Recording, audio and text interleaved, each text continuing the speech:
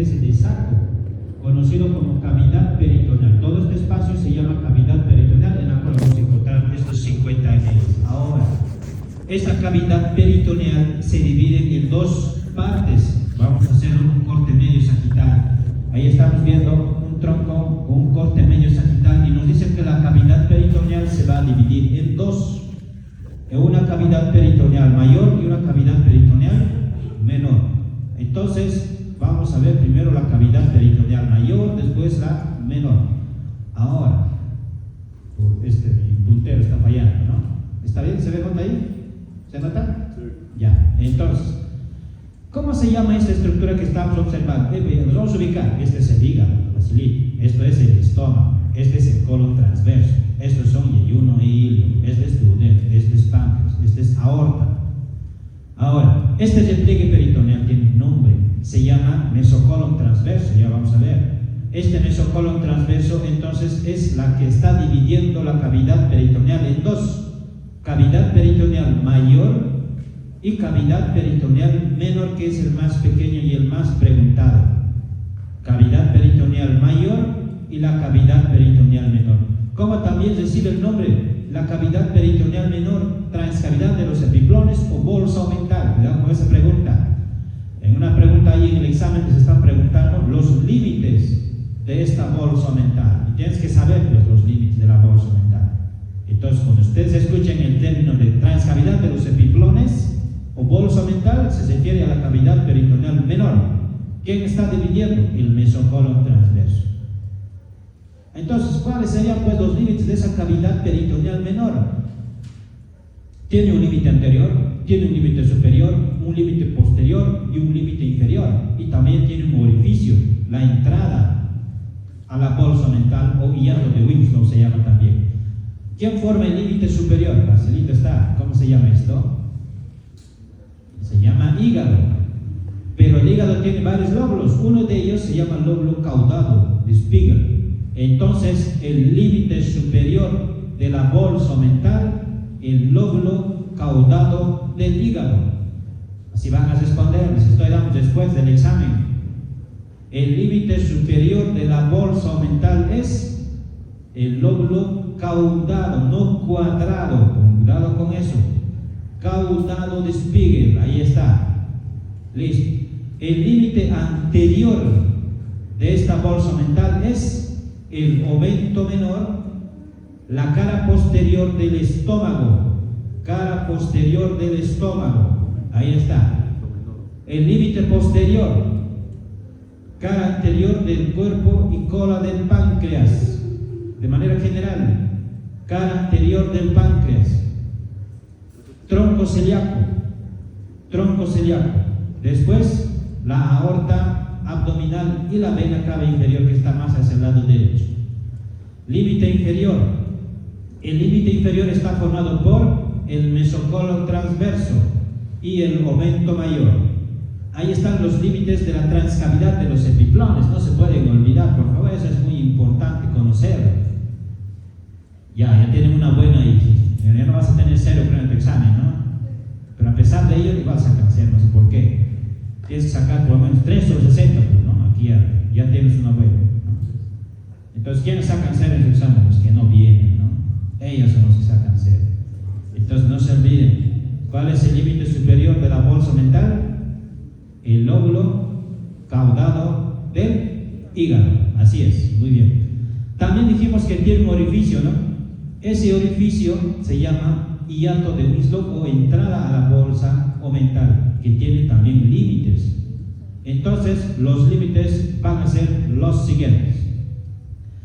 No sé si tenemos esto, ¿no? Ahí está, por ejemplo, esta imagen es del libro de Pro. Ahí estamos viendo por detrás, este aumento menor, por detrás está lo que es la transcavidad de los epiplones y el orificio de entrada corresponde a esto. Tiene un límite anterior. El límite anterior está formado por este engrosamiento de peritoneal conocido con el nombre de ligamento hepatoduodenal. Límite anterior, ligamento hepatoduodenal. ¿Qué es el ligamento hepatoduodenal? Es un desdoblamiento o es una doble capa de peritoneo que está yendo, como dice su nombre, desde el hígado al duodeno. Pero ¿qué contiene ese ligamento hepatoduodenal? Va a contener el pedículo hepático, y el pedículo hepático está formado por tres estructuras. Primero, la vena porta hepática. Segundo, seguramente vamos a encontrar la arteria propia hepática, ahí, la arteria hepática propia. Después, el conducto colédoco. Entonces, les pueden preguntar, ¿qué contiene el ligamento hepatoduodenal? Facilito, la tríada portal. Entonces, la tríada portal está formada por conducto colédoco. Después, ¿qué más? La arteria hepática propia y la vena porta hepática. ¿Dónde se encuentran esos tres? En el ligamento hepatoduodenal. El límite posterior está formado, dice, por la vena cava inferior y por el pilar derecho del músculo diafragma. No está bien graficado, aquí no tenemos una buena imagen que nos ilustre el límite posterior. El límite inferior, ¿por quién está formado? A ver, ahí no sé si tengo una imagen por ahí. No nos grafica muy bien lo que es la entrada de lo que es la bolsa mental, ¿no? El orificio de entrada conocido como hiato de Winslow. Entonces no se está graficando correctamente lo que es los límites del orificio de entrada, pero ahí tenemos la parte teórica, sus límites y lo que es los límites de la entrada del hiato de Winslow. Cuidado que se confundan, ¿no? Cuidado que se confundan esto con esto. Este es los límites del orificio de entrada. Estos son los límites de la misma cavidad peritoneal menor. ¿Entendieron? Entonces, desde un principio, la cavidad peritoneal se divide en dos. ¿Quién está dividiendo? El mesocolon transverso. ¿En cuántas partes está dividiendo? En dos. Una superior, la cavidad peritoneal menor, y una cavidad peritoneal mayor. La cavidad peritoneal menor tiene límites, ahí está. Tiene un orificio de entrada, ahí están los límites del orificio de entrada. ¿Lograron entender ahora sí? Bien. Porque cuando estamos estudiando la cara posterior del estómago, vamos a decir que por detrás de la cara posterior del estómago existe la transcavidad de los epiplones, y mediante la transcavidad de los epiplones se relaciona con tal cosa. Así vamos a ir mencionando. Para eso estoy hablando de esto. Después vamos a entrar a las vísceras y pues va a estar muy bonito las vísceras, ¿no? Vamos a ir a detalle también las vísceras. Ahora, nos dice que este peritoneo forma repliegues dentro del abdomen. ¿Cuáles son esos repliegues que forman este peritoneo dentro del abdomen? Dice que van a formar mesos, omentos y ligamentos. Ya nos estamos entrando a estos términos que tal vez ya han utilizado ustedes en práctica. Entonces, les pueden preguntar, ¿qué es un meso? Facilito está. Un meso es un repliegue de peritoneo. ¿Qué hace? ¿Para qué sirve? Dice que va a unir tubo digestivo a la pared abdominal. Esa es su función de un meso. No se pueden olvidar. Un meso es un repliegue de peritoneo. Función, une tubo digestivo a la pared abdominal, ya sea anterior, ya sea superior, puede ser posterior, a cualquiera de las paredes, pero fija. Ahora, el otro, el omento. ¿Qué es un omento o epiplón? También es un repliegue de peritoneo. ¿Pero qué hace? ¿Qué función tiene? Dice que va a fijar órganos intraabdominales entre sí. Por ejemplo, se puede unir estómago con hígado, se puede unir estómago con páncreas, se puede unir estómago con vaso, se puede unir duodeno con otras estructuras y así sucesivamente. Gracias entonces a los ligamentos, las vísceras se encuentran unidos entre sí. ¿Entendieron? ¿Ya? ¿Lograron entender? Entonces tenemos mesos, omentos y ligamentos, no se pueden olvidar. Un omento y un ligamento son muy parecidos, ¿no? Solo que el omento fija órganos intraabdominales. En cambio, un ligamento, todos los órganos lo puede fijar hacia la pared abdominal, ya sea una pared abdominal anterior, superior, posterior. Para todos, de manera general, puede ser vaso, puede ser páncreas, puede ser hígado, puede ser, por ejemplo, riñón, todo, no solo el tubo digestivo. Propios del tubo digestivo, los mesos. ¿Entendieron? No se olviden, hay diferencia entre los tres. Vamos a encontrar mesos, omentos y ligamentos. Por hoy vamos a empezar por los mesos. Ahí están. Entonces los mesos es exclusivo para tubo digestivo. ¿Cuántos tipos de mesos vamos a encontrar en el abdomen? Para el yeyuno ilium, ¿cómo se va a llamar? Mesenterio. Para el intestino grueso, mesocolon. Pero no para todo el intestino grueso, solamente para la porción transversa, para el colon sigmoideo y para el apéndice. Porque el colon ascendente y descendente carecen de meso. Vamos a ver por qué carecen, pero alguien tiene que fijar, vamos a encontrar seguramente. Entonces no se olviden, mesenterio, cuando ustedes estén escuchando ese término, tienes que pensar que es un repliegue peritoneal. Es un repliegue peritoneal que está fijando yeyuno e ilion a la pared abdominal. Ahora vamos a buscar en esta imagen dónde está ese mesenterio. Esto es ilion, este es yeyuno, ahí están cortados. Este es duodeno, todavía nada que ver, ¿no? Ahí está el duodeno. Ahora, nos dice que el yeyuno e ilion se encuentran suspendidos y fijados a la pared abdominal posterior por el mesenterio. ¿Entendieron? Ahí estamos viendo el mesenterio, todito esto de acá, el mesenterio. Todo esto es el mesenterio. El mesenterio inicia en la flexura duodeno-yeyunal y desciende oblicuamente de izquierda a derecha, de superior a inferior, y termina en la unión iliocecal o iliocólica. Ahí termina el mesenterio. No se olvide, mesenterio. ¿Qué hace? Fija yeyuno, ilion a la pared abdominal posterior. ¿Dónde comienza? En la flexura duodeno-yeyunal. ¿Dónde termina? En la unión iliocólica. Y listo, ya está. ¿Entendieron? Entonces, pues nos dice, si hablamos en cuanto a sus raíces, dice que mide aproximadamente 15 a 18 centímetros. Pero su borde libre, su borde visceral, dice que mide aproximadamente 6.5 metros. Es amplio este mesenterio en cuanto a su borde visceral. Bien, después, ¿qué más vamos a tener? El mesocolon. ¿Para quiénes? ¿Para quiénes vamos a tener el mesocolon? A ver. ¿Cuántas partes tiene el intestino grueso? De ahí partiremos para entenderlo mejor. El intestino grueso, su primera porción es el ciego. La segunda porción va a ser ¿qué cosa? El colon. Y el colon tiene porciones. Tiene un colon ascendente, tiene un colon transverso, tiene un colon descendente, tiene un colon sigmoideo. Y ahora, la tercera porción del intestino grueso, el recto. Cuarta porción del intestino grueso, el conducto anal. Entonces, ¿cuántas partes tiene el intestino grueso? 4. ¿Cuáles de ellos se encuentran fijados por el peritoneo? El colon transverso, el colon sigmoideo y el apéndice. Ahí estamos viendo, por ejemplo, el apéndice que está suspendido por su meso. ¿Cómo se llama su meso? Mesoapéndice. Bien, ahí estamos. Entonces, no se olviden, por favor, que el intestino grueso también tiene su meso, pero no para todo el intestino grueso, solamente para estos 3. Ya vamos a ver cuando lleguemos al intestino grueso, vamos a hablar de su mesocolon. Cuando lleguemos a la porción sigmoidea, vamos a hablar de su mesocolon. Cuando lleguemos a apéndice, vamos a hablar del mesoapéndice. ¿Entendieron? Entonces, cuando lleguemos a sus sitios, vamos a hablar de estos mesos. De manera muy general, están viendo lo que es el mesocolon. Ahora, otra parte, el omento. ¿Cuántos omentos hemos mencionado? 2, menor y mayor. El omento menor, entonces, ahí estamos observando. Recuerden que el omento menor también, el omento también es un repliegue peritoneal. Está formado por 2 capas.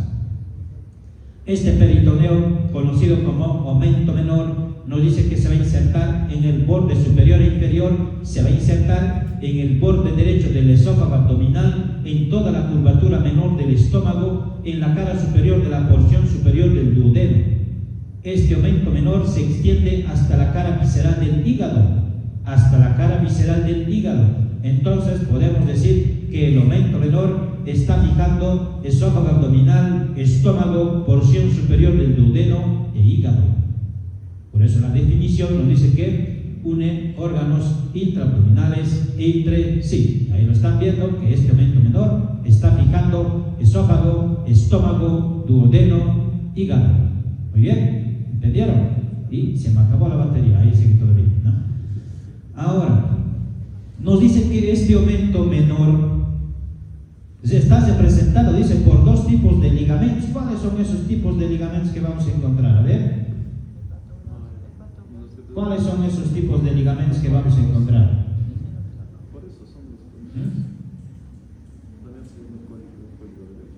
A ver, no sale mi puntería, ni modo. Aquí la batería está cargando. Entonces, según algunos autores, este aumento menor está formado, dice, por 2 tipos de ligamentos. ¿Cómo se van a llamar esos ligamentos? ¿Cómo se van a llamar esos ligamentos? Ahí abajito está encerrado en un colorcito, ¿ya? Para que se puedan ubicar. Si bien esta pregunta no está en su examen, pero les puedo colocar, ¿no? Esto de aquí. Les puedo preguntar, por ejemplo, el aumento menor está formado por dos tipos de ligamentos, y ahí van a colocarse un montón de, le voy a inventar, ¿no? ¿Y qué van a responder ustedes? El ligamento hepatogástrico y el hepatoduodenal. Entonces estamos viendo, miren, ligamento hepatogástrico, ligamento hepatoduodenal. Esos dos, aumento menor. Ahora, ¿qué nos dicen los libros? El mismo Zubier nos menciona dos solamente partes de este aumento menor. Miren, nos dice que este aumento menor tiene una porción muy delgada. ¿Dónde se encuentra su porción delgada o frágil? En la curvatura menor. ¿Cómo se va a llamar? Paz flácida. El ligamento hepatoduodenal ya sabemos que tiene en su interior la tríada portal, entonces la vamos a llamar paz vasculosa. Nos dice que este aumento menor al llegar al hígado se vuelve muy resistente, muy tenso, y le vamos a llamar paz condensa. Entonces, depende de qué autor estemos hablando, lo pueden clasificar. Keimur, hepatogástrico, hepatoduodenal, Buchier Testil, paz condensa, paz flácida, paz vasculosa. Depende de qué autor estemos hablando. Pero entonces tú tienes que saber que esto sigue siendo aumento menor. Sigue siendo aumento menor. No se olviden. Les pueden preguntar, ¿no? ¿Por cuántas partes tiene el aumento menor? 1, 2 y 3. ¿Por cuántos ligamentos está formado? Por 2. ¿Entendieron la pregunta? Cuidado que se les puede confundir, ¿no? Son partes del aumento menor. Paz condensa, paz flácida, paz vasculosa. Está formado por ligamentos. ¿Cuántos? 2. Hepatogástrico y hepatoduodenal. ¿Qué función tiene el aumento menor? Fija órganos intraabdominales. Específicamente, ¿cuál? Esófago abdominal, estómago, porción superior del duodeno, hígado. ¿Entendieron? Ahí está el aumento menor o epiplón menor. Ahora el otro, el aumento mayor. Este aumento mayor, ahí están observando que nos dice que está formado no por 2 capas, sino por 4 capas. Vamos a ver por qué pasa que, bien, estamos viendo a simple vista, cuando sacamos la pared anterolateral del abdomen, fácilmente estamos viendo que yeyun, ilium y algunas partes del intestino grueso están cubiertos por este despliegue peritoneal conocido como aumento mayor. Ahora, este aumento mayor, ¿dónde nace? Nos dice que el aumento mayor se inserta en los 2 tercios inferiores de la curvatura mayor del estómago. 2 tercios inferiores de la curvatura mayor del estómago, cara inferior de la porción superior del duodeno. Desde esos sitios este aumento mayor se dirige hacia inferior, pasando por la cara anterior del colon transverso, por la cara anterior de las asas intestinales, llega al nivel del hipogastrio. Llegando al nivel del hipogastrio se dobla hacia posterior, se repliega hacia posterior, asciende nuevamente. Aquí lo estamos observando en este corte medio sagital. Ahí está el aumento mayor, se está desprendiendo de la curvatura mayor del estómago, pasa por la cara anterior del colon transverso, luego desciende verticalmente. Al llegar al hipogastrio se replega hacia posterior, regresa nuevamente y ahora sí ya está formado por 4 capas. Pasa por detrás de lo que es el colon transverso y se inserta en el colon transverso y en el mesocolon transverso. Entonces, ¿qué nos está queriendo decir el aumento mayor? Que está uniendo estómago, duodeno con intestino grueso. ¿Con qué parte del intestino grueso? Con el colon transverso. ¿Entendieron? No está difícil el aumento mayor. Por eso nos dice que está formado por 4 capas. Recuerden, un aumento está formado en un principio por 2 capas. Son 2 capas, pero ustedes están observando que este aumento mayor se dobla a la misma vez y forma por lo tanto 4 capas. Por eso se llama delantal de 4 capas. ¿Entendieron? Entonces, resumen, no se olviden que el aumento mayor está fijando estómago, duodeno. ¿Con quién? Con el colon transverso. Ahí está facilito, ¿no? 3 órganos entonces está uniendo el aumento mayor. ¿Entendieron? ¿Están visto ya en práctica, no? ¿O no? Claro que sí, han visto en práctica. Están en intestino grueso ya. Están en intestino. No, ya están en intestino grueso, ya conocen. Pero se han dado cuenta que es un poquito complejo estudiar la teoría, ¿no? En la práctica es fácil. Este es el aumento mayor. Pero cuando te preguntan dónde se inserta, por cuántas capas, qué órganos se está uniendo, y es un poquito más complejo, ¿verdad? Para eso está la teoría, no hay ningún problema. Si en la práctica ya has visto por lo menos el aumento mayor, perfecto, está, ya conoces el aumento mayor. Pero en teoría tienes que saber todo esto. Ahora, la última. Dice que también puede formar ligamentos, ¿no? Este peritoneo, aparte de formar mesos, omentos y ligamentos, ahí está, ligamentos. Ahora, lo mismo, la misma definición, es un repliegue peritoneal, un ligamento. Ahora, ¿qué función tiene? Dice que va a unir ya sean vísceras intraabdominales o esas vísceras abdominales van a fijarlo hacia la pared abdominal, a cualquier pared sea. Y ahí, por ejemplo, tenemos un clásico ejemplo, el ligamento falciforme. El ligamento falciforme es un repliegue de peritoneo, es una doble capa de peritoneo. ¿Qué función tiene? Está fijando hígado al diafragma y a la pared abdominal anterior.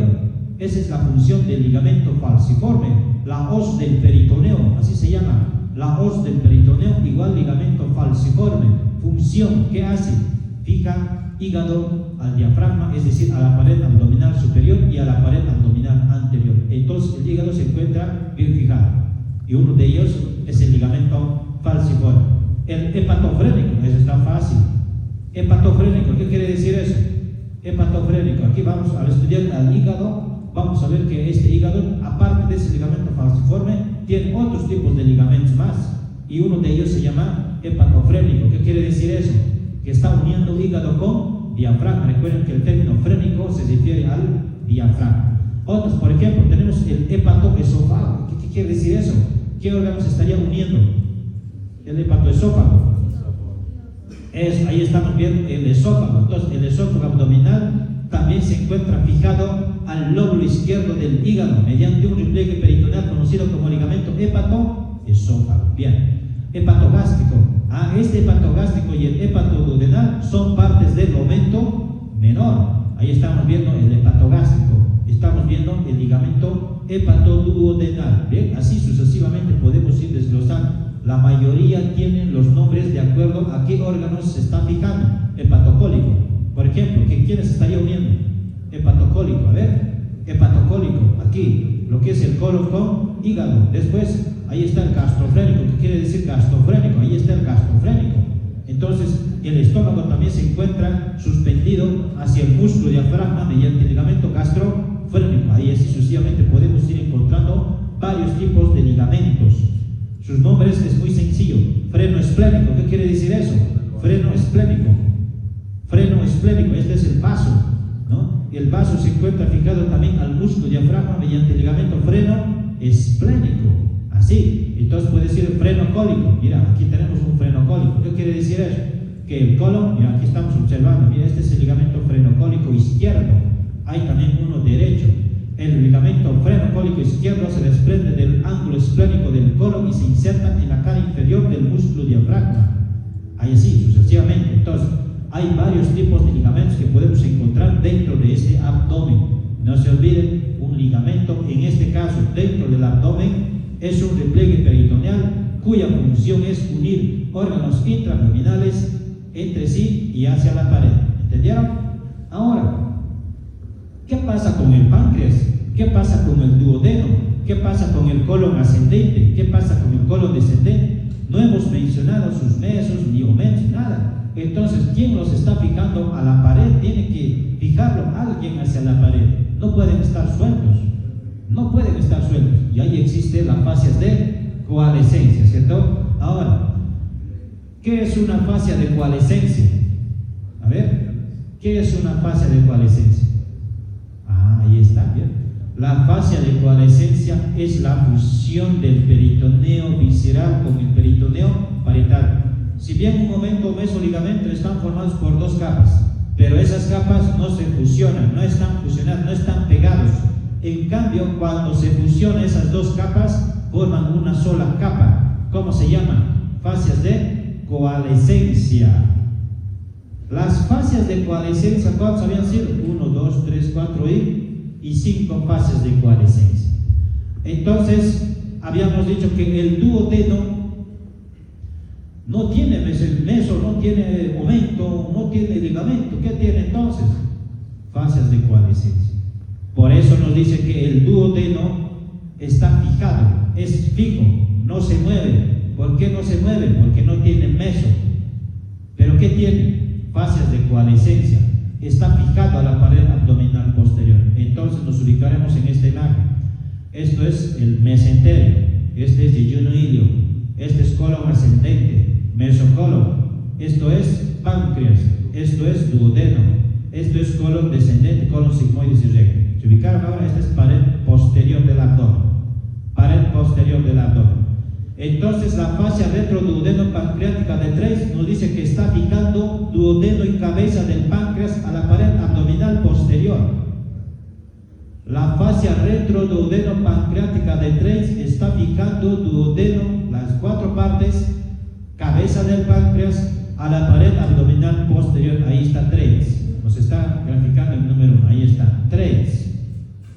Bien, ahí está. Por si acaso aquí hay preguntas de examen, de su parcial, ¿no? Se la tienen que saber esto. Ahora, también nos dice que existe la fascia retropancreática de TOL1. Este es cuerpo del páncreas. Entonces, el cuerpo del páncreas también se encuentra fijado a la pared abdominal posterior por la fascia de TOL1 o retropancreática. Ahí van 2, 3. Miren, ahí está, derecho e izquierdo. El colon ascendente y el colon descendente no son móviles porque están fijados a la pared abdominal posterior. ¿Quién los fija? El colon ascendente se encuentra fijado a la pared abdominal posterior por la fascia retrocólica derecha de TOL2. ¿Entendieron? El colon descendente se encuentra fijado a la pared abdominal posterior por la fascia retrocólica izquierda de TOL3. Ahí va. La última. Nos dice que también que por delante de la cabeza del páncreas y del duodeno también existe otra fascia de coalescencia que lo está fijando aún más duodeno y páncreas a la pared abdominal posterior. ¿Cómo se llama? Fascia preduodeno-pancreática de Fredet.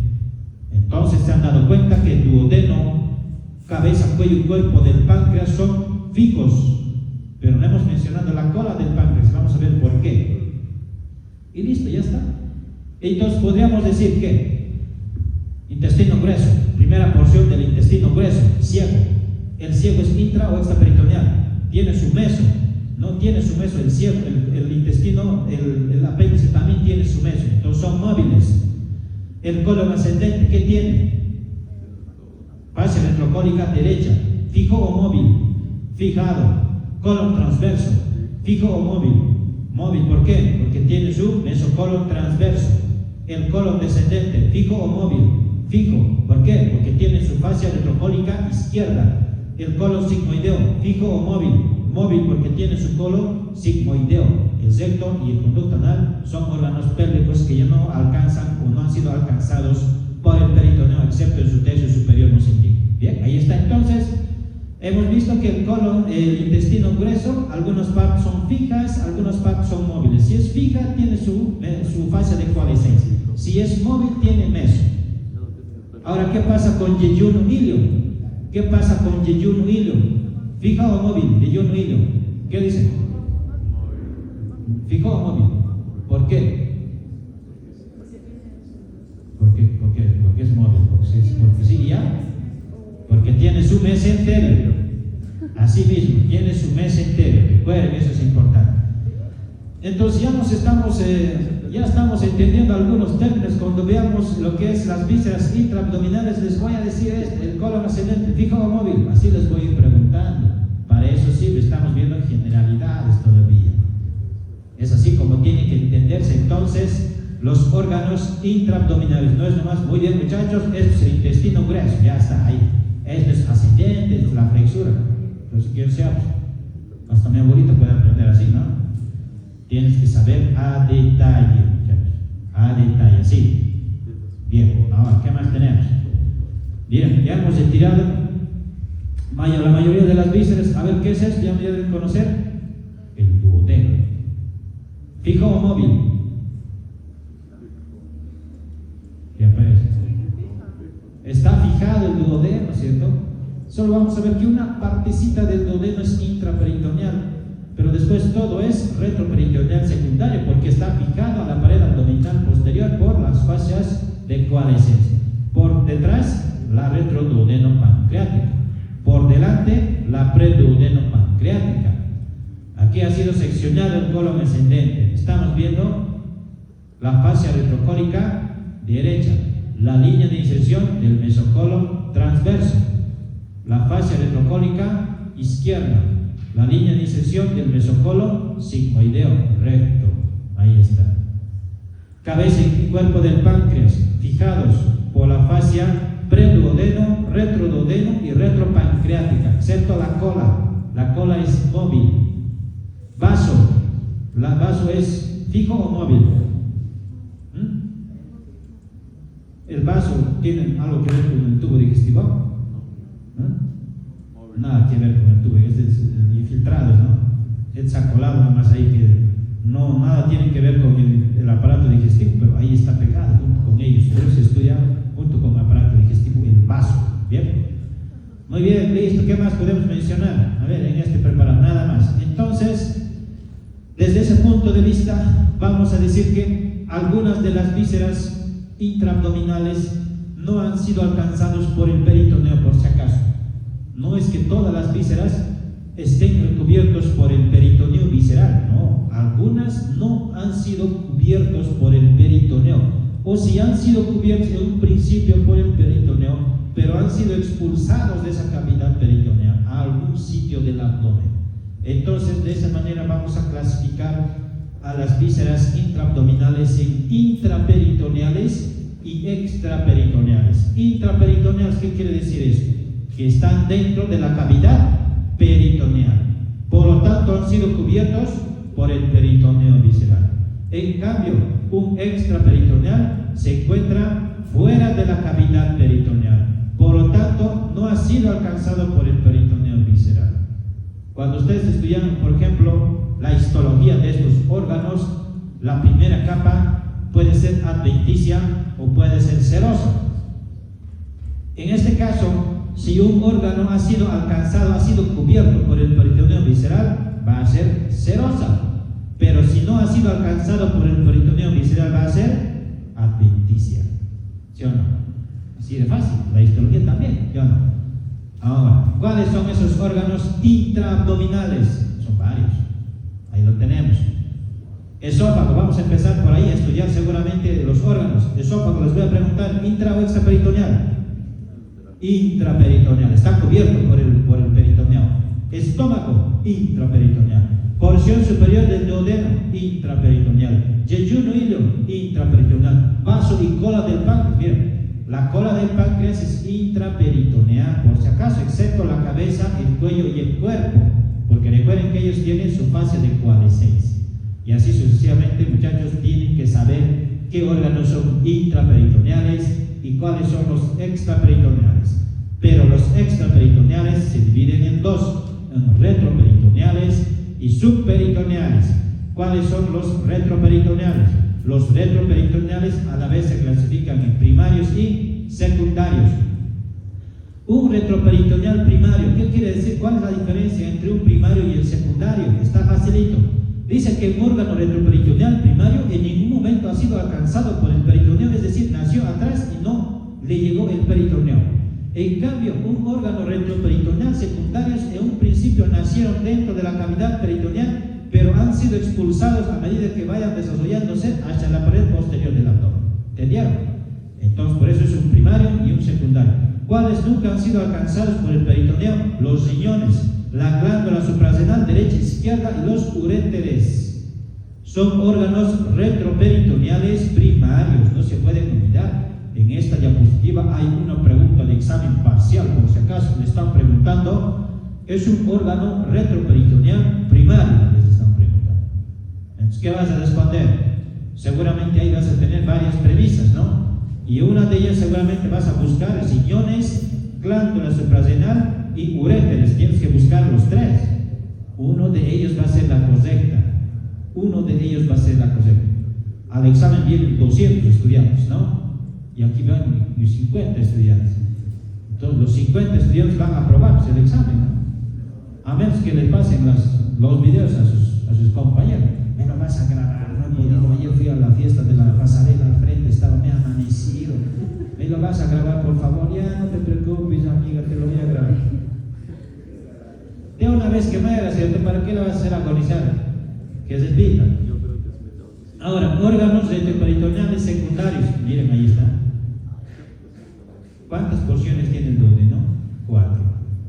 La primera porción, intraperitoneal. Segunda, tercera y cuarta porción, retroperitoneal secundario. Ahí está. Cabeza y cuerpo del páncreas, retroperitoneal secundario. Cola del páncreas, intraperitoneal. Colon ascendente, colon descendente es retroperitoneal secundario. Colon transverso y colon sigmoideo, intraperitoneal. ¿Entendieron? Entonces se han dado cuenta que los órganos retroperitoneal secundarios tienen fase de coalescencia, porque en un principio estos órganos nacieron con su meso, solo que su meso se ha fijado al peritoneo parietal posterior y han quedado fijos estos órganos y desapareció nomás su meso y se convirtió en fascia de coalescencia. ¿Entendieron? Por eso es un secundario y están los primarios. Ahora los subperitoneos por debajo del peritoneo, vejiga, uretres distales, ahí está el texto superior del sexo, próstata, glándulas vesicales, cuello uterino y vagina. ¿Y dónde están las trompas uterinas y los ovarios? Son intraperitoneales. Aquí entonces, las trompas uterinas, los ovarios, parte del útero, se encuentran, si son órganos pélvicos, pero resulta que el peritoneo también alcanza órganos pélvicos, pero no a todas, y se convierten en intraperitoneales. Y listo, hemos acabado con el peritoneo. ¿Qué les parece el peritoneo? ¿Facilito? ¿No o no? Entonces, ¿cuántas preguntas se les pueden hacer de peritoneo? Hay unos 2 o 3 preguntas que se les van a hacer fijos. Si tienen tan mala suerte, no les cae ni una, ¿no, doctor? Pero ni uno me ha caído. Pero a mí me ha caído, eso ni que está hablando. Pero a mí me ha caído todas. No, pues háganse poner suerte, no que se sientan sagrados ahí. Vayan a los, no sé, a los que ponen suerte ahí en la calle. Tendrían que tener mucha mala suerte, ¿no? Que no les caiga ninguna pregunta de lo que avancemos en teoría. Suele pasar a veces, hay días que no sale nada, ¿no? Que no sale nada. Planifíquese, todo sale al revés. Entonces, para que no te pase eso, lea también el libro y las presentaciones. En el libro, por ejemplo, está todo desordenado, ¿no? Va por aquí, por allá. Es que el Juvier, por ejemplo, habla por segmentos, por ejemplo, dice tronco. Y tronco no solamente es abdomen, también es tórax y pelvis. Entonces, habla de vasos, ¿de dónde va a empezar? Desde el tórax y termina en la pelvis. Entonces es complicado, no vamos a hablar de los tórax más, ¿no? Muy bien, entonces yo creo que ya estamos listos para estudiar el aparato digestivo en primer lugar. Después vamos a pasar a lo que es urinario y por último genitales. Pero antes de hablar del aparato digestivo, vamos a hablar de la inervación de estos órganos, porque vamos a hablar de esófago, estómago, duodeno, todo vamos a hablar y los voy a ir mencionando de su inervación para no volver a repetir lo mismo. La mayoría de los órganos intraabdominales comparten inervación, tienen una inervación en común. Pero entonces, ¿quién inerva? Vamos a hablar ahora de los plexos que vamos a encontrar dentro del abdomen. ¿Cuáles son esos plexos que vamos a encontrar dentro del abdomen? ¿Alguien sabe qué plexos vamos a encontrar dentro del abdomen?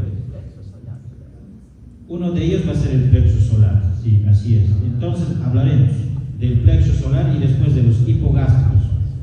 Entonces, uno de los que va a inervar a estas vísceras intraabdominales es el plexo solar, o también conocido como plexo celíaco. Su nombre correcto es solar, plexo celíaco, lo mismo, eso no lo pueden encontrar. Vamos a ver cómo está formado el plexo solar, dónde inerva, todo eso vamos a ver. Entonces el plexo solar, vamos a hablar del sistema nervioso, seguimos hablando de esto de acá, ahí está. Entonces tenemos un pantallazo general del plexo solar. Entonces nos dice que el plexo solar es un conglomerado de ganglios nerviosos que están comunicados entre sí. También tienen aferencias, dice, y también tiene eferencias. ¿Dónde se va a encontrar el plexo solar o el plexo celíaco? Se va a encontrar alrededor del tronco celíaco, por eso se llama plexo celíaco también, porque se encuentra alrededor de una rama colateral de la aorta abdominal conocido como tronco celíaco. Entonces se encuentra alrededor del plexo solar. Plexo solar se encuentra entonces alrededor del tronco celíaco. Está formado por ganglios, está formado también por nervios aferentes y por nervios eferentes. Vamos a conocer de manera general entonces quiénes están formando este plexo solar. Miren, nos dice que está formado por ganglios. ¿Cuántos ganglios tiene? 1, 2, 3, 4. A veces pueden ser solamente 3, a veces son 4. El ganglio senal es inconstante por si acaso. Nervios aferentes, el esplánico mayor y el esplánico menor. Ahí está el vago derecho, el frénico derecho. Aquí falta uno, inconstante. El imo, el esplánico imo de Neubauer, que también es inconstante. Y los nervios eferentes salen. ¿Qué nervios van a salir seguramente de ese plexo solar? Lo vamos a encontrar cuando estemos desglosando cada uno. No se pueden olvidar de manera muy general la formación del plexo solar. Entonces vamos a reconocer pues los ganglios que están formando este plexo solar. ¿Cómo se llaman estos dos ganglios? Que son pares, que tienen forma de una semiluna. Los ganglios celíacos o semilunares. ¿Cuántos son? 2, derecho e izquierdo. ¿Qué forma tienen? Forma de semiluna, en forma de barco, nos dicen. Algunos dicen, no, lo llaman como ganglios escafoideos. ¿Qué es eso? Escafo, barco, en formas de barco o formas de semiluna. Si graficamos un poquito más, describimos estos ganglios celíacos, nos dice que tiene una concavidad superior y tiene una convexidad inferior y también tiene un extremo medial o cuerno medial y un extremo lateral o cuerno lateral.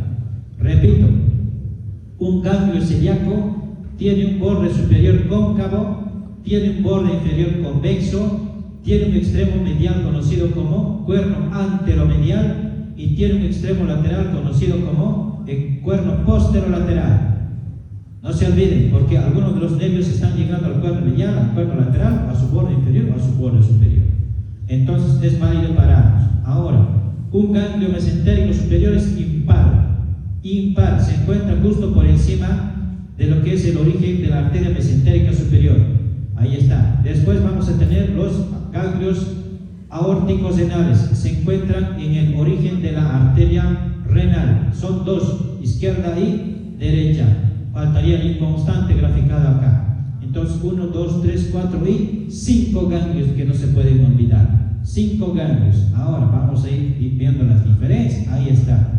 Por ejemplo, se está diciendo que un ganglio semilunar, el celíaco es par, mesentérico superior, impar, aórtico renal, par. ¿Qué forma tiene? Ahí está, en forma de semiluna. Y ahí está, tiene 2 cuernos y 2 curvaturas o bordes, nos está diciendo. En cambio, el mesentérico superior tiene forma estrellada. Y en cambio, el aórtico renal dice que es redondeada. Y ya saben dónde se encuentran estos ganglios. Bien, ahora, aferencias. Habíamos dicho que las aferencias, aquí hay mucha letra, esto es para usted, no lo he querido quitar, lo voy a mantener para que seguramente les pase, me estaban pidiendo creo que las presentaciones, ¿no? Les voy a pasar estas presentaciones, por eso no lo he quitado la parte teórica. ¿Qué es lo que tienen que saber de las aferencias en cuanto a los nervios esplánicos? Tienes que saber de dónde vienen esos nervios esplánicos, mayor, menor, imo. ¿De dónde vienen esos nervios esplánicos? Son aferencias, sí, pero ¿de dónde vienen? ¿De dónde vendrán, no? ¿Alguien sabe? ¿De dónde vienen los nervios esplánicos? Mayor, menor y uno inconstante, el imo. A ver, ¿de dónde viene? ¿Cómo se llama esto? ¿Ustedes saben? Esto es un nervio espinal, es lista. Ahora, ¿esto qué es? Esto se llama cadena simpática. La cadena simpática tiene porciones. Tiene una porción cervical, tiene una porción torácica, lumbar, sacra. Entonces la cadena simpática torácica está formada por 11 a 12 ganglios torácicos. Los 6 primeros ganglios torácicos mandan aferencias para la generación de los órganos torácicos. Ahí está el esófago, tráquea, pulmones, corazón. En cambio, los 6 últimos ganglios torácicos originan a los nervios esplánicos mayor, menor e imo. ¿Entendieron? Entonces, ¿de dónde vienen los nervios esplánicos? ¿De dónde vienen? Ya les estoy diciendo. De la cadena simpática torácica. De la mitad para abajo. ¿Entendieron? En cambio, la mitad para arriba inerva tórax y la mitad para abajo inerva abdomen simpáticamente. ¿Entendieron? Entonces, ¿de dónde vienen los nervios esplánicos? De la porción inferior de la cadena simpática torácica. ¿Entendieron? Nos dice que de la T5 a la T9 sale el nervio esplánico mayor, de la T10 a la T11 el nervio esplánico menor, y la T12 ¿a quién? Al nervio esplánico inferior, o IMO es inconstante. Si es que el esplánico menor no existiera, el IMO no existiera, perdón, este T12 se incorpora al menor. ¿Entendieron? Entonces, si es que no existe el nervio esplánico inferior o IMO, el nervio esplánico menor está formado de T10 a T12. Pero si existe el IMO, T10, T11 y el T12 forma solito el IMO. ¿Entendieron? No se olviden, importante, de dónde vienen los nervios esplánicos, los nervios esplánicos abdominales. El nervio esplánico mayor, T5 a T9.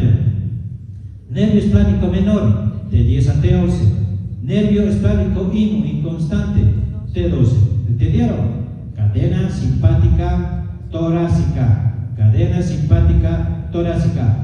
Pero esta cadena simpática torácica también recibe comunicaciones grises y blancas transversales oblicuas de los nervios de la médula espinal. Están viendo ustedes que se encuentran comunicados estos ganglios. Se encuentran comunicados, entonces recibe comunicaciones esta simpática de los nervios de los nervios espinales torácicos. Muy bien, entonces no se olviden que el nervio esplánico mayor menor está viniendo de la cadena simpática torácica de la T5 hasta la T12. Bien, ahí está. En cambio, el nervio vago derecho ya lo conocen, ¿no? El nervio vago derecho, ¿de dónde está viniendo? A ver, ¿de dónde viene el nervio vago derecho? Del tronco encefálico. ¿De qué parte del tronco encefálico? ¿Por dónde sale el nervio vago derecho? Origen aparente del vago derecho. De los dos vagos. ¿De dónde salen? A ver, ¿de dónde salen los vagos? 9, 10 y 11. Surco retro olivar, ¿sí o no? Surco posterolateral. Ahora, ¿por dónde sale del cráneo el nervio vago? ¿De dónde sale? Por con agujero, ¿no? Ya está bien, por el agujero social posterior, el agujero yugular, ¿no? 9, 10, 11 salen por ahí. Bien, ahora, el nervio frénico, ¿se acuerdan que está formado por C3, C4, C5, 345? Ahí está, entonces no se olviden, las aferencias, nervios esplánicos, ¿cuántos son? 2 a 3, ¿cómo se llaman? Nervio esplánico mayor, nervio esplánico menor, IMO, vago derecho, frénico derecho.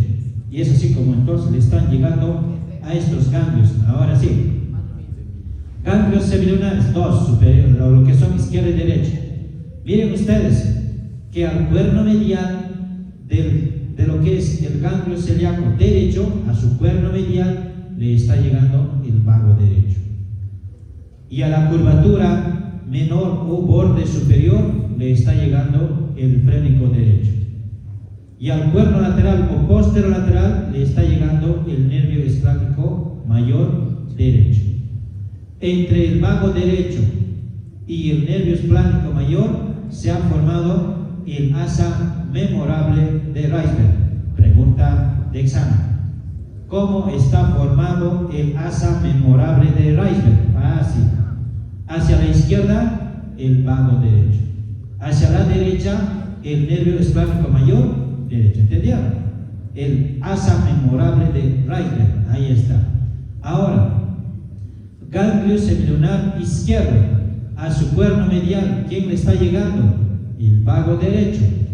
A su cuerno posterolateral o lateral le está llegando el esplánico mayor izquierdo.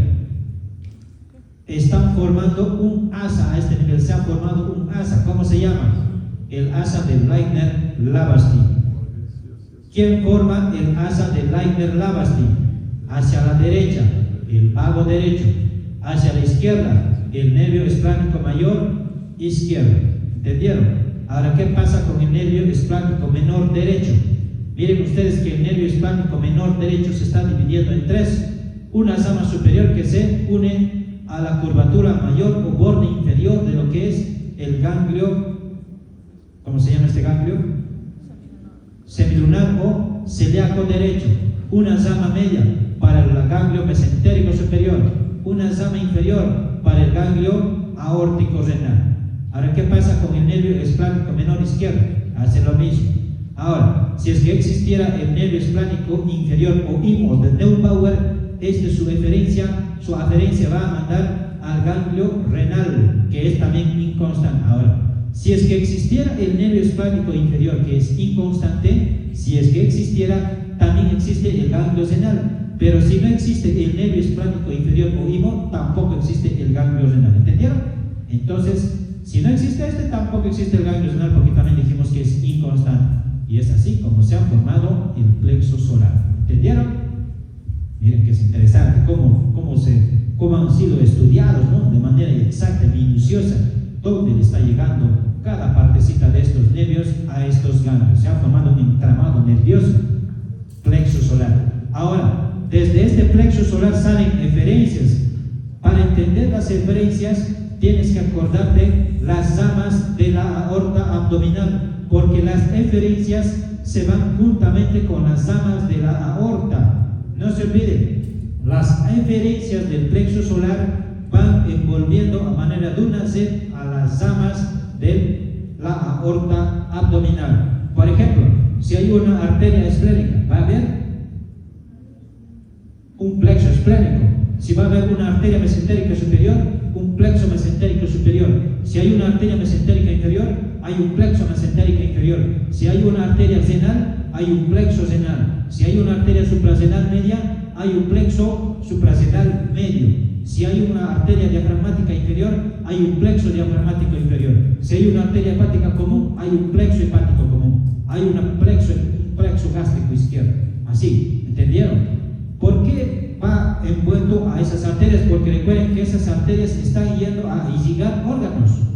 Por ejemplo, la arteria esplénica, ¿dónde está yendo a irrigar? Está yendo a páncreas, está yendo a estómago y principalmente al vaso. Entonces, plexo esplénico, cuando les diga, está inervando al vaso. ¿Entendieron? Cuando veamos vaso, les voy a decir, el vaso está inervado por el plexo esplénico. El riñón está inervado por el plexo renal. Y hay un hilio por el plexo mesentérico superior. Y así sucesivamente me vas a decir que la inervación viene de dónde? Del plexo solar. No se olviden. Es importante. Entonces ahí estamos viendo, miren, toditas son ramas de la aorta que están envolviendo y forman pues sus propios plexos. Miren acá, ¿qué arteria es? ¿Qué arteria es? La mesentérica superior. Está envuelto por una red, ¿cómo se llama? Plexo mesentérico superior. La arteria mesentérica superior, ¿dónde irriga? Yeyuno, ilion, ciego, apéndice, colon ascendente, la mitad derecha del colon transverso. Entonces, todas esas estructuras que acabo de mencionar están inervados por el plexo mesentérico superior. ¿Entendieron? Yeyuno, ilion está inervado por el plexo mesentérico superior. El apéndice está inervado por el plexo mesentérico superior. Ciego, colon ascendente, plexo mesentérico superior. Mitad derecha del colon transverso, plexo mesentérico superior. Mitad izquierda del colon transverso, plexo mesentérico inferior, porque está integrado por la arteria mesentérica inferior. ¿Entendieron? ¿O no? Es fácil está la anatomía, muchachos. ¿O no? Están pasando señal, creo. ¿No? Igual que su celular a veces no entra la señal, ¿no? Ahora, el otro, el plexo hipogástrico, ¿no? Algo tienen en común ustedes, ¿no? Su celular y ustedes, ¿o no? ¿Qué tienen en común? A ver. ¿Qué tienen en común su celular y ustedes?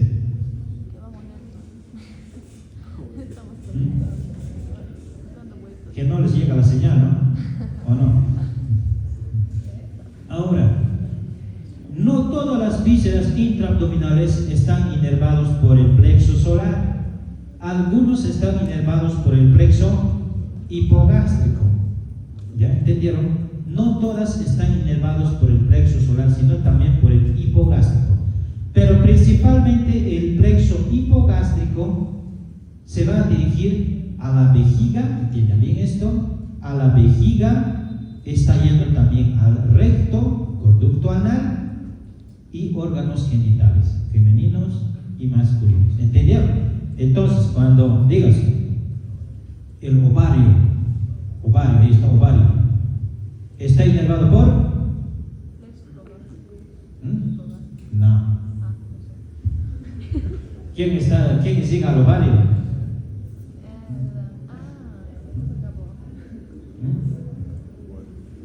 A ver, ¿quién llega al ovario? La arteria gonadal. ¿Y de dónde viene la arteria gonadal? De la aorta. Entonces está inervado por el plexo ovárico. ¿De dónde viene? Del plexo solar. Si tienen que razonar, cuidado que se les tomen en cuenta ahí, ¿no? Cuidado que estén cayendo en esas trampas, ¿no? De manera general les estoy hablando, pero no todos los órganos genitales han sido alcanzados por el plexo hipogástrico, excepto testículos y ovarios, porque ellos se acuerdan que nacieron dentro del abdomen, en la pared abdominal posterior, ya nacieron con su propia arteria, su arteria ha sido distendida y nunca lo suelta, su arteria no lo puede soltar, que imagínate que el testículo durante su trayecto se puede arrancar la arteria, pues este testículo se va a necrosar, ¿no? Entonces así es, bien. Entonces el plexo hipogástrico nos dice que se van a dividir en dos, en plexo hipogástrico superior y el plexo hipogástrico inferior. ¿Dónde se encuentra el plexo hipogástrico superior? En la cara anterior de la quinta vértebra lumbar. Se va a encontrar a nivel de la cara anterior de la quinta vértebra lumbar. Está formado, dice, el plexo hipogástrico por ramas del plexo simpático lumbar. Ahí está la cadena simpática de torácica a lumbar. ¿Por cuántos ganglios está formado la simpática lumbar? 1, 2, 3 y 4. En cambio, la cadena simpática torácica de 11 a 12. De 11 a 12. En este caso, la lumbar está formado por 4 ganglios. De cada uno de ellos se desprenden filetes nerviosos que van a concentrarse a nivel de esta estructura conocido como plexo hipogástrico superior. Entonces, primera aferencia del plexo hipogástrico superior, el simpático lumbar. ¿Cuántos filetes nerviosos? 4. Después, ¿de dónde más va a recibir? Del plexo mesentérico inferior. ¿De dónde viene el plexo mesentérico inferior? Del plexo celíaco o del plexo solar. Entonces, dos aferencias que vamos a encontrar que están formando el plexo hipogástrico superior. Como dice el Zubier, tiene una rama media que viene del plexo mesentérico inferior, una rama lateral que es par de la cadena simpática lumbar. A nivel de la quinta vértebra lumbar, esos filetes se concentran, se unen unas con otras y forman el plexo hipogástrico superior. El plexo hipogástrico superior comienza a descender y nos dice que se forman dos cordones. Entonces, repito, el plexo hipogástrico superior, cuando desciende, se forman dos cordones. ¿Cómo se llaman esos cordones? Nervios hipogástricos. Repito, el plexo hipogástrico superior, cuando desciende, se convierte en nervios hipogástricos, izquierdo y derecho. ¿Dónde va este nervio hipogástrico? Para formar el plexo hipogástrico inferior. El plexo hipogástrico inferior se encuentra formado por encima del piso pélvico y a cada lado del recto. Tiene también aferencias. Su primera aferencia ya hemos mencionado, el nervio hipogástrico. ¿De dónde viene el nervio hipogástrico? Del plexo hipogástrico superior. Otra aferencia, el simpático sacro. Entonces, la cadena simpática lumbar también tiene su porción sacra. Entonces va, incluso nos dice algunos autores, de S1 a S4, nos dicen de S2, S3 y S4, como ha graficado esta imagen que es del Netter. Netter ha graficado solamente que está veniendo sus ramos del S2, S3 y S4. Ahora, otras aferencias de estos nervios. ¿Cómo se llaman estos nervios? Nervios sacros. ¿De dónde vienen los nervios sacros? De la médula espinal, que están formando parte de la cola de caballo. 1, 2, 3, 4. Algunos autores nos dicen que vienen sus aferencias de S2, S3 y S4. Algunos incluso mencionan a S1, ¿no? Entonces podemos decir que S1, S2, S3 y S4 son aferencias del plexo hipogástrico inferior. Ahora, Ahora, en los nervios sacros le están dando la inervación parasimpática. Entonces, este plexo hipogástrico inferior es simpático y parasimpático. ¿Dónde inerva? Recto, inerva útero, inerva vagina en el caso de la mujer. En el caso del varón puede inervar a la próstata, uretra, distal. ¿Qué más puede inervar? De órganos genitales femeninos, a ver, masculinos, vesículas seminales. No se olvide, vejiga, recto y órganos genitales están inervados por el plexo hipogástrico inferior, excepto el ovario y el testículo. ¿Entendieron? Aunque el testículo también recibe doble inervación tiene el testículo. Muy bien, muchachos, ahí está el plexo hipogástrico inferior, que no se pueden olvidar que su función general es inervar recto, vejiga y genitales, masculinos y femeninos. ¿Entendieron? El plexo hipogástrico inferior. ¿Lograron entender? ¿O nada? ¿Siguen analizando señal? ¿Está muy lento? A ver. ¿Se puede o no se puede? A ver, díganme ustedes. Hay los que están durmiendo, está feliz, está completando su sueño. Fuera lindo, ¿no? Uno entra de manera directa al cerebro, pero no es así, ¿no? No es así. Entonces, ¿cuántos plexos se encuentran dentro del abdomen inervando todos los órganos que vamos a hablar, a estudiar? Dos. El plexo solaro-celíaco y el plexo hipogástrico inferior. ¿Entendieron? Porque el plexo hipogástrico superior solamente es una aferencia del plexo hipogástrico inferior. ¿Lograron entender? No se olviden, cuando hablen de inervación, les van a preguntar tal vez en práctica, solo tienes que responder si viene del plexo solar o del plexo hipogástrico inferior. Y listo, ya está. Creo que ya estamos listos para ver, ¿no?